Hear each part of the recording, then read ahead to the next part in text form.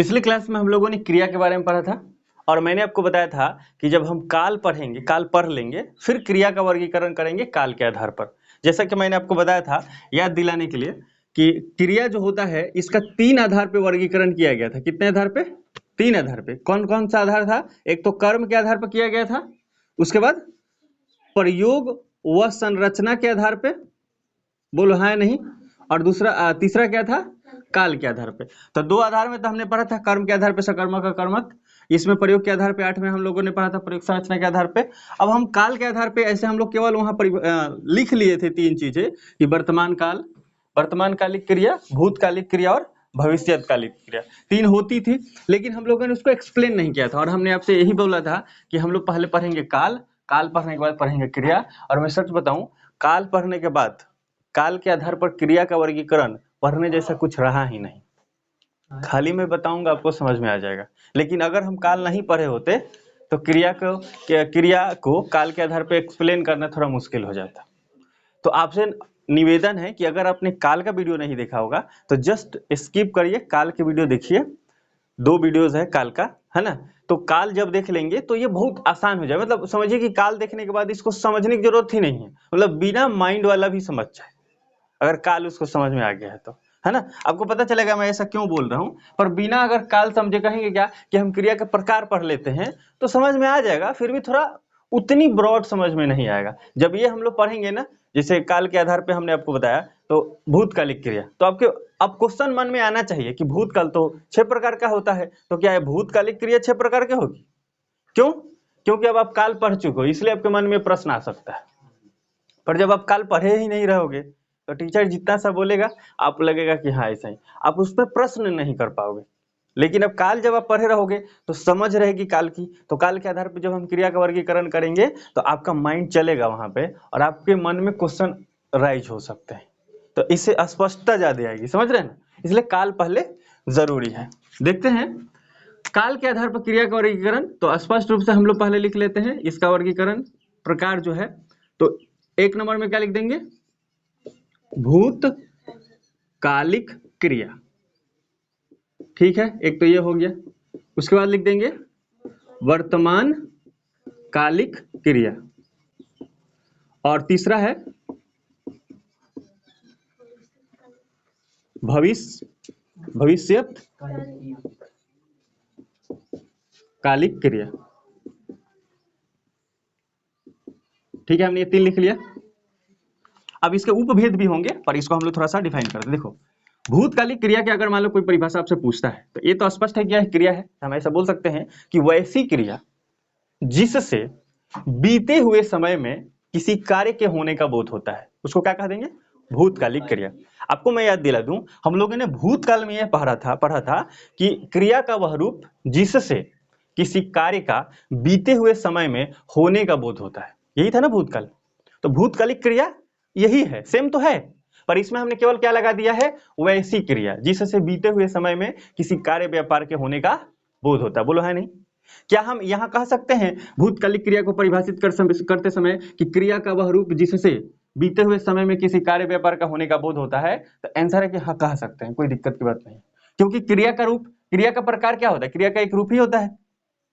तो मैं आपको इतना बताना चाह रहा हूं कि काल हमने जितना पढ़ा था ना डिट्टो इसमें फिट किया जा सकता है, उससे कोई कष्ट नहीं आएगा। लेकिन अगर आप थोड़ा सा चेंज करना चाहो तो ऐसा करते चल सकते हो कि भूतकालिक क्रिया तो वैसी क्रिया जिससे बीते हुए समय में किसी कार्य व्यापार के होने का बोध होता है।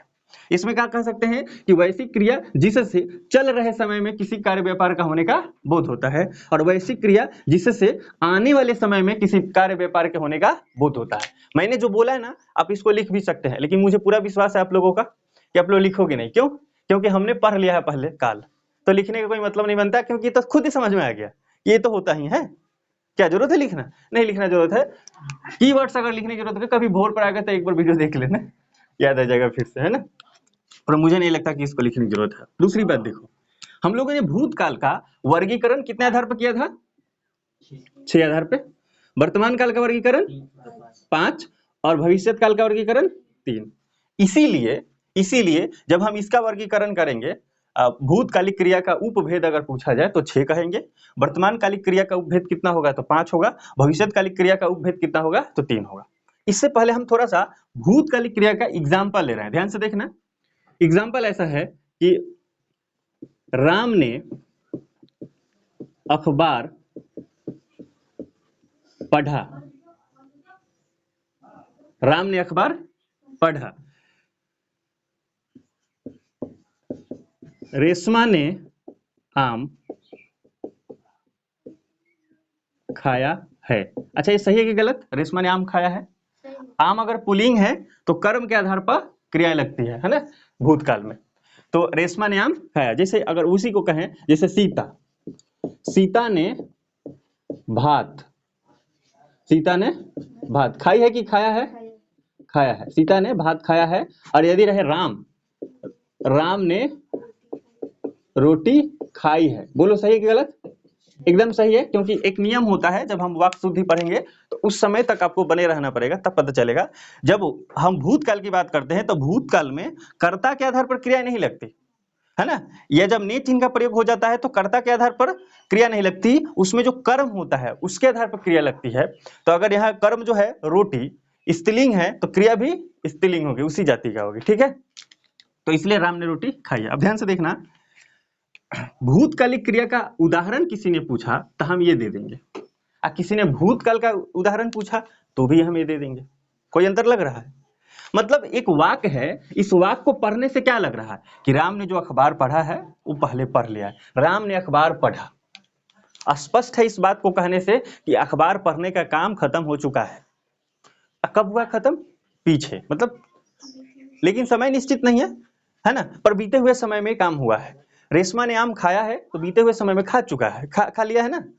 सीता ने भात खाया है, ये भी बीते हुए समय की बात है। राम ने रोटी खाई है, ये भी बीता हुआ समय की बात है। बीते हुए समय में काम हो चुका है, तो इसको हम देखते हैं जब, तो हमें पता चलता है कि ये भूतकालिक क्रिया है। आपको मैं एक बात और याद दिला दूं कि हम लोग पढ़ रहे थे क्रिया जब पढ़ रहे थे शुरू में, तो हमने आपको बताया था क्रिया का अंग दो होते हैं। क्रिया के अंग कितने होते हैं? क्रिया के दो अंग होते हैं। हमने क्या कहा? अंग। क्रिया के दो अंग होते हैं, एक को बोलते हैं मेन वर्ब, एक को बोलते हैं हेल्पिंग वर्ब। हिंदी में क्या बोलेंगे? मुख्य क्रिया और सहायक क्रिया।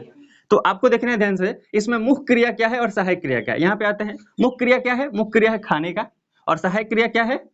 या है ना।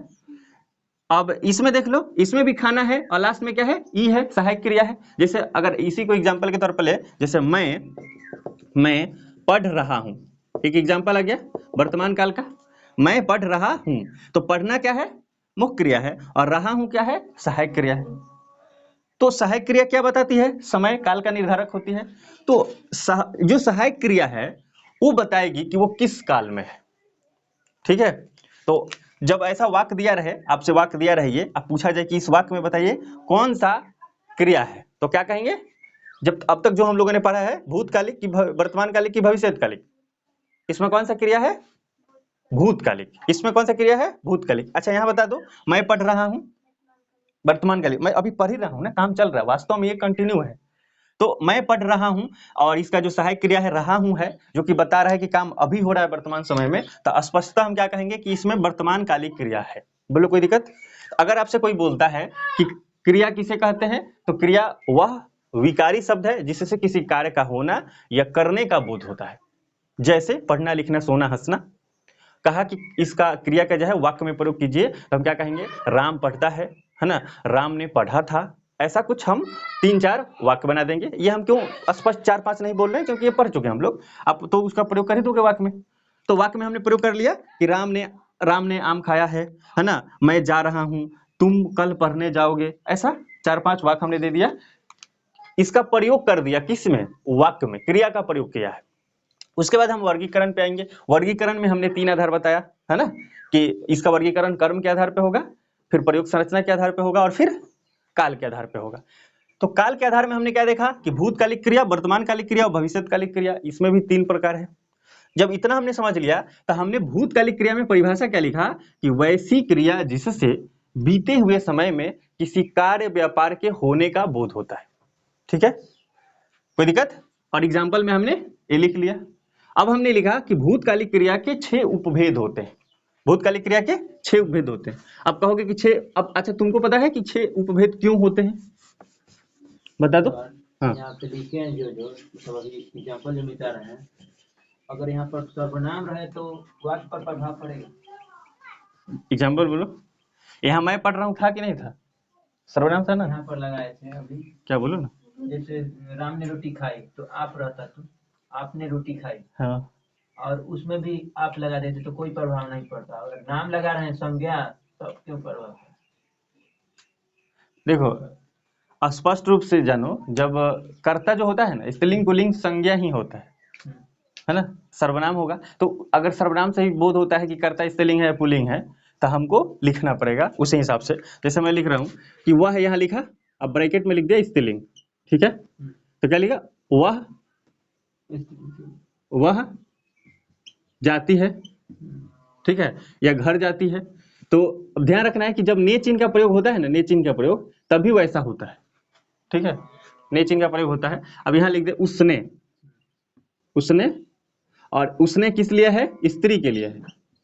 तो क्या लिख दे? उसने भात खाया है, उसने भात खाया है, ठीक है? तो ये जो ने आएगा ना, ने उसी से स्पष्ट होगा, कोई दिक्कत? चलिए इसको हटाएं।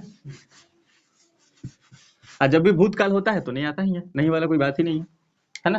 भूतकाल की बात होगी जब नहीं आएगा तो कितना हो गया था? इसका एग्जाम्पल भी हम लोग देख लिए था। अब हम लोग क्या करते हैं, इसका वर्गीकरण करते हैं, ठीक है?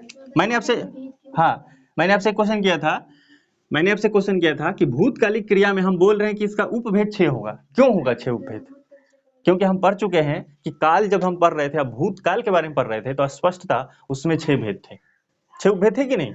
तो इसलिए जब हम क्रिया काल के आधार पर जब क्रिया पढ़ेंगे तो इसका भी 6 उपभेद होगा। अच्छा, अगर 6 उपभेद पूछ लिया जाए तो क्या लिखेंगे? 6 उपभेद पूछ लिया जाए तो क्या लिखेंगे? तो अगर हम बात करें भूतकाल का, तो उसमें क्या था? समान भूतकाल। तो इससे हम क्या बना देंगे? सामान्य भूतकालिक क्रिया। अच्छा, इस बात में मत रहना कि इसको काल की तरह 3 दिन पढ़ेंगे, नहीं सर, इसमें एक आज खत्म करना है ना? आसन भूतकालिक क्रिया। अच्छा, और बता दो। तो अब लिख देंगे पूर्ण भूतकालिक क्रिया, है ना? और क्या था? अपूर्ण। देख के कोई नहीं ना बोल रहा है? और बोलो। संदिग्ध भूतकालिक क्रिया, और हेतु हेतु मद भूतकालिक क्रिया, ठीक है? ये 6 हो गए। अगर इसमें एग्जांपल की बात, इसका परिभाषा क्या हो सकता है? एक्सप्लेन कर सकते हो काल वाला सीधा, कि वैसी क्रिया जिससे बीते हुए समय में किसी कार्य व्यापार का होने का समान रूप से बोध हो, या किसी कार्य व्यापार का होने का बोध हो किंतु समय की निश्चितता न हो, उसको समान भूतकालिक क्रिया कहेंगे। माने वैसा क्रिया लगा हुआ है जिससे स्पष्ट नहीं हो रहा कि काम हुआ कब है। जैसे राम ने अखबार पढ़ा, कब पढ़ा पता नहीं, मोहन गया, अच्छा मोहन गया, है ना? तो पता नहीं चल रहा है कि कब गया है भाई, समय का बोध हो रहा है नहीं? तो इसको हम क्या कहेंगे? समान भूतकालिक क्रिया। लेकिन आसन भूतकालिक क्रिया की बात करेंगे तो एक एग्जांपल लिख दे इसमें, राम ने अखबार पढ़ा, ठीक है? तो अब इसमें कहोगे कि बताइए कि इसमें समान भूतकालिक क्रिया कहाँ है? तो देखो यहाँ है, ये वाला है, ठीक है? अब आसन भूतकालिक क्रिया में क्या होता है? आसन भूतकालिक क्रिया में इसी को कहेंगे, उसमें क्या लगा देते हैं? लास्ट में है लगा देते हैं ना। राम ने अखबार पढ़ा है, तो ये हो जाएगा आसन भूतकालिक क्रिया। और हम क्या देख पा रहे हैं? ये देखो पढ़ा है। और पूर्ण भूतकालिक क्रिया क्या लिख देंगे? क्या लिख देंगे बताओ? राम ने अखबार पढ़ चुका है, पढ़ा था, पहले राम ने अखबार पढ़ा था। इसमें क्या लिखेंगे? वैसा क्रिया जिससे किसी कार्य व्यापार का बीते हुए समय में बहुत दिन पहले होने का बोध होता है, काफी दिन हो गया है, खत्म हुआ है। अपूर्ण में क्या होगा? राम ने अखबार पढ़, राम अखबार पढ़ रहा था। इसमें क्या होता है? अपूर्ण में कार्य व्यापार का होने का तो बोध होता है, स्टार्टिंग का, और अभी खत्म हुआ है इसका बोध नहीं हो पाता। वो देख के चला गया वहां से। राम अखबार पढ़ रहा था है इसका मतलब काम तो बहुत दिन पहले उसने देखने का काम किया, बहुत दिन पहले देख के आ गया वो, है ना? लेकिन अभी स्पष्ट नहीं है, जब वो किसी से बता रहा है, उसका इंफॉर्मेशन दे रहा है, तो उसको स्पष्ट नहीं है कि अभी वो पढ़ रहा होगा या नहीं पढ़ रहा होगा, है ना। तो इससे लाइन से क्या पता चलता है, राम अखबार पढ़ रहा था, ऐसा रहता है, तब उसको हम क्या कहते हैं, अपूर्ण। ठीक है, तो ये जो देखो आगे देखते हैं, संदिग्ध। संदिग्ध में क्या लिखेंगे बता दो। राम ने अखबार पढ़ा होगा, राम ने अखबार पढ़ा होगा। अच्छा, इसको पढ़ने से क्या लग रहा है कि काम खत्म हो गया है कि अभी होने वाला है? संदिग्ध है, संभावना बनी है कि पता नहीं राम पढ़ा या किसी ने पढ़ा, लेकिन पढ़ने का काम खत्म हो गया, राम ने अखबार पढ़ा होगा, है ना, पढ़ा होगा, पढ़ने का काम खत्म हो गया। अब आता है हेतु हेतु मजबूत। आपको निश्चित ही पता है कि हेतु हेतु मजबूत में क्या होता है, वैसी क्रिया जिससे किसी कार्य व्यापार का बीते हुए समय में होने का बोध होता है। ये तो नहीं लिखा, बीते हुए समय में होने का बोध होता है, किंतु एक क्रिया का दूसरे क्रिया पर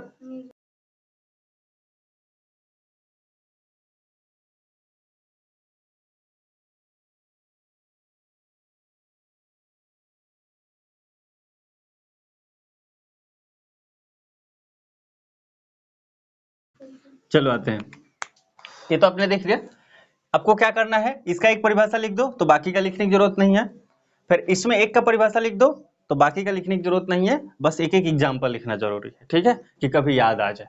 ठीक, और काल अगर आप पढ़े हो बढ़िया से तो इसको परिभाषा खुद बना सकते हो, कोई दिक्कत नहीं। अब आते हैं वर्तमान कालिक पे। तो वर्तमान कालिक में कितने हैं, इसका 5 प्रकार है, तो इस साइड लिख लें। तो पहला क्या है, सामान्य वर्तमान कालिक, समान वर्तमान कालिक क्रिया, है ना।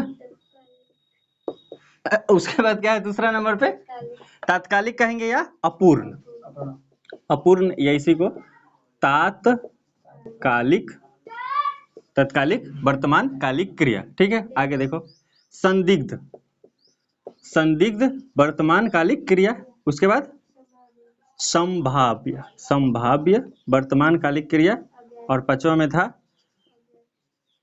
अज्ञार्थक। अब इसमें अज्ञार्थक क लगा देंगे, अज्ञार्थक वर्तमान कालिक क्रिया। ठीक है, ये 5 हो गया।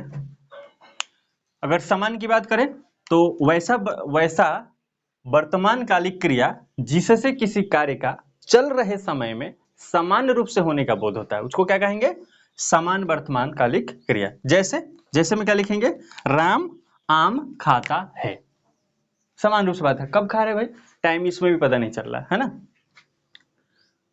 राम आम खाता है या राम अखबार पढ़ता है। ठीक है, लास्ट में क्या रहेगा, इसकी पहचान क्या है, ताहे रहता है, तीहे तेहे रहता है।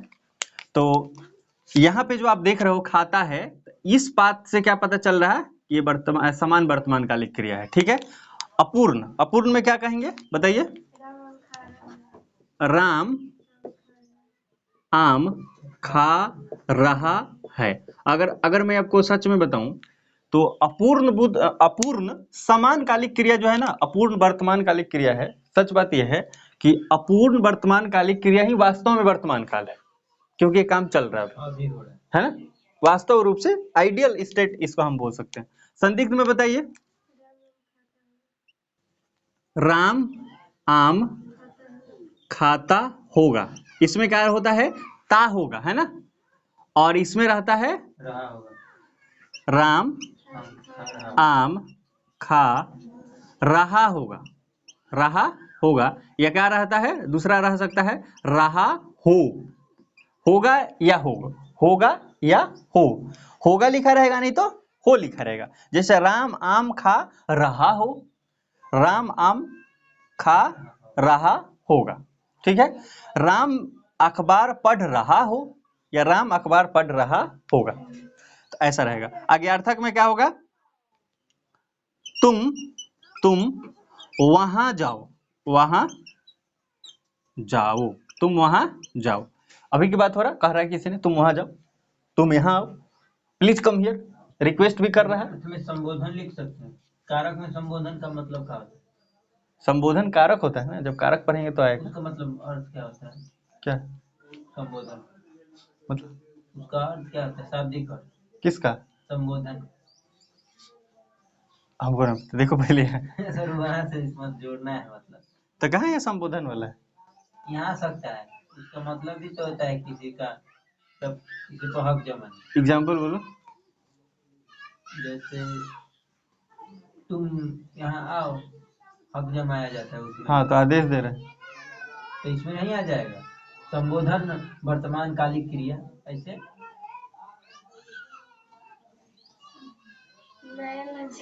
नहीं वो सब नहीं आएगा।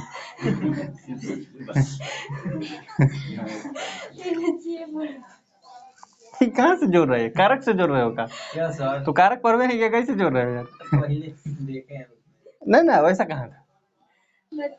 ऐसा बना पाओ एग्जाम्पल तो ठीक है ना? अच्छा ऐसा बोल रहे हो का, हे राम यहाँ आओ, है?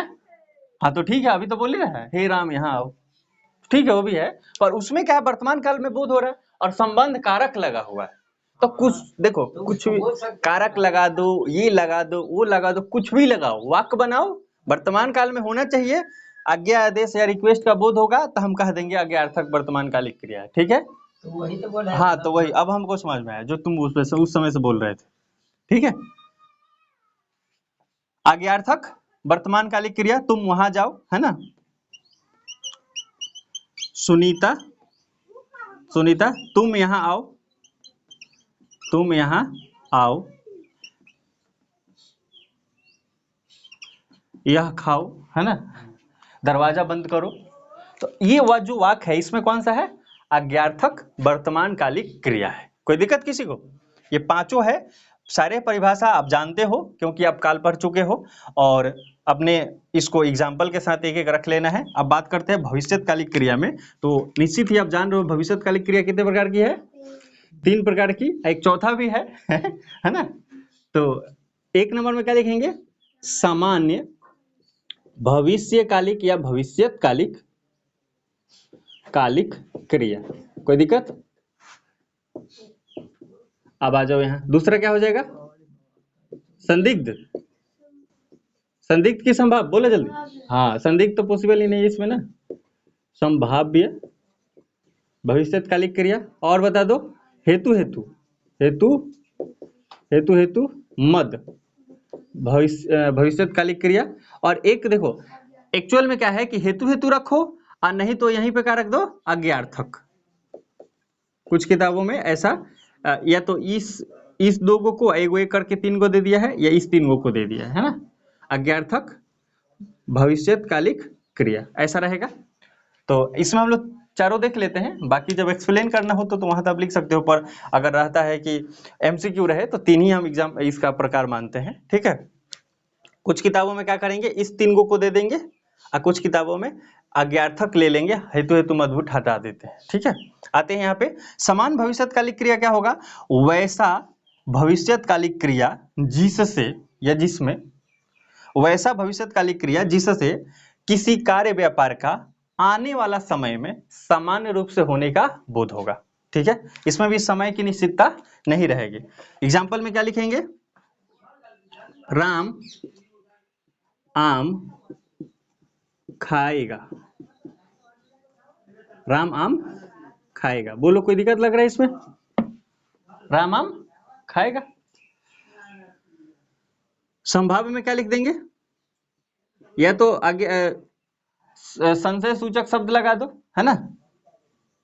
शायद राम आम खाएगा, है ना? शायद राम आम खाएगा। या इसी को हम ऐसे लिख सकते हैं बिना संशय सूचक शब्द के, राम आम खाए, है ना? राम आम खाए। बोलो ये बात कहने से संशय है कि नहीं? राम आम खाए, खाए, राम आम खाए, कहीं राम आम खाए, कहीं राम भी आम खाए, तो इसमें क्या है? संशय है। ऐसा वाक्य बोलना है जिसे संशय संभावना उत्पन्न हो जाए, संदेह की बात होगी। हेतु हेतु मद में क्या लगा देंगे? इसमें कंडीशन होगा, यदि आप पढ़ोगे तो सफल हो जाओगे। अभी नहीं तुम पढ़े हो, नहीं सफल हुए हो, बात कह रहा है भविष्य की बात। यदि आप पढ़ोगे या यदि तुम पढ़ोगे अच्छे से तो सफल हो जाओगे, तो भविष्य की बात है। तो क्या लिख देंगे? यदि, यदि या अगर, यदि आप अच्छे से पढ़ोगे तो सफल हो जाओगे। निश्चित ही, तो हम इसको क्या कह देंगे, हेतु हेतु मध्य भविष्यत काल में है। और आज्ञार्थक में क्या लिख देंगे, आप आइएगा, आप आइएगा, ठीक है, आप आइएगा, तुम कल आना, तुम कल आना। तो ये भविष्य की बात है और कह रहा है कि तुम कल आना, है ना। हो सकता है कहीं डांट के ही बोले तुम कल आना, तुम कल भी पढ़ोगे, तुम नोट्स भी बनाना, है ना। और यदि हमसे बड़े हैं तो कृपया आप नोट्स भी बनाइएगा, है ना। तो ये अज्ञार्थक में है। इसका हमने प्रकार देख लिया। कोई दिक्कत किसी को, कंफ्यूजन है तो बता दो। काल के आधार पर क्रिया का वर्गीकरण जब हम करते हैं तो इस प्रकार से करना है, ठीक है। अगर कोई परिभाषा लिखना चाहे तो आप इसमें भी परिभाषा दे सकते हो। क्या लिख सकते हैं वर्तमान कालिक क्रिया में, वैसा क्रिया, देखो इसमें से तीनों में से कोई एक परिभाषित कर लेना, बाकी दोनों पे चपका देना, ठीक है। वैसा क्रिया जिससे किसी कार्य व्यापार का, कार्य हो या व्यापार हो, कार्य व्यापार का चल रहे समय में, चल रहे समय मतलब वर्तमान, चल रहे समय में, वैसा क्रिया जिससे किसी कार्य व्यापार का चल रहे समय में होने का बोध होता है, होने का बोध होता है, कोमा उसे वर्तमान कालिक क्रिया कहते हैं। जैसे में क्या लिख देंगे, मैं आम खा रहा हूं, वर्तमान कालिक बात है कि नहीं, मैं आम खा रहा हूं भाई। और वर्तमान कालिक है, इसमें 5 एग्जाम्पल है, तो मन करे तो पांचों उपभेद से अब क्या कर दो, इसमें 5 को लिख दो तो और अच्छा रहेगा। उम्मीद करते हैं ये बातें आपको स्पष्ट रूप से समझ में आई होगी। आप इसको रिवाइज करते चलिएगा, बाकी का जो क्लास है वो भी आप देखते चलिए। हिंदी कोशिश कीजिए जल्दी जल्दी समाप्त होते चले, और आगे का जो वीडियो है वो फर्दर आएगा, आप उसको देखते रहिए। और अपना रिव्यू जरूर बताइएगा कि आप क्या इस वीडियो को देखकर आपको स्टडी में कितना हेल्प मिल पा रहा है, वो बताइएगा। इससे थोड़ा सा मोटिवेशन मिलता है या कुछ डायरेक्शन मिलता है कि आगे कैसे काम करना चाहिए। तो जरूर ही अपना फीडबैक दीजिएगा। मिलते हैं अगले क्लास में, तब तक जय हिंद जय भारत।